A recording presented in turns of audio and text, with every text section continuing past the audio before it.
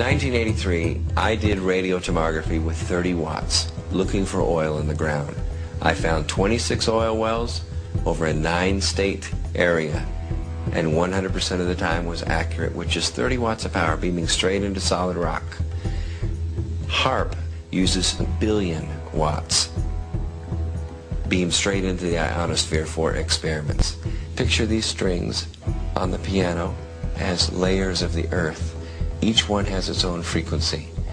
What we used to do is beam radio waves into the ground and it would vibrate any strings that were present in the ground. We might get a sound back like, and we'd say, that's natural gas. We might get a sound back like, and we'd say that's crude oil. We were able to identify each frequency. We accomplished this with just 30 watts of radio power. If you do this with 1 billion watts, the vibrations are so violent that the entire piano would shake. In fact, the whole house would shake. In fact, the vibrations could be so severe underground that could even cause an earthquake.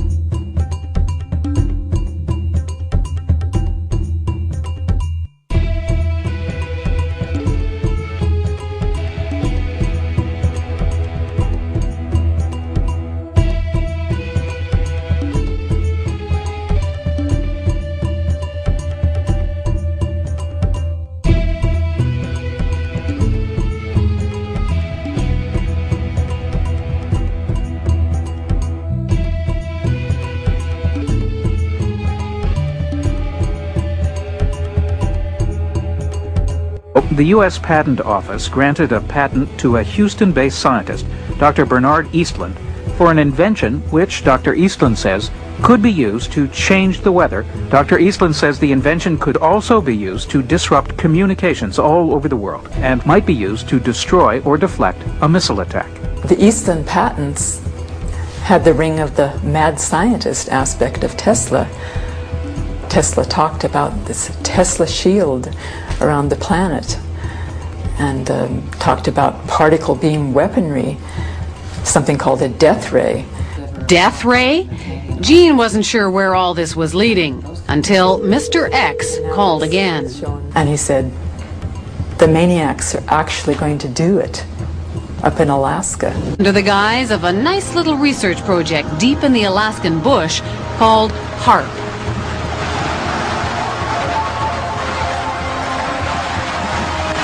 The basic concept is to build a very large antenna, then to utilize a large amount of power and to beam those radio waves up into the upper atmosphere. Have you approached the Pentagon with this invention? Yes, and what I'm not at liberty to tell you is the details of what that interaction has been. The word spread through the Alaskan bush, and soon a band of suspicious Alaskans set out to warn people about what they saw as the U.S. military's secret agenda. Haarp is a non-classified project run not by Bernard Eastland, but by the U.S. Army and Navy.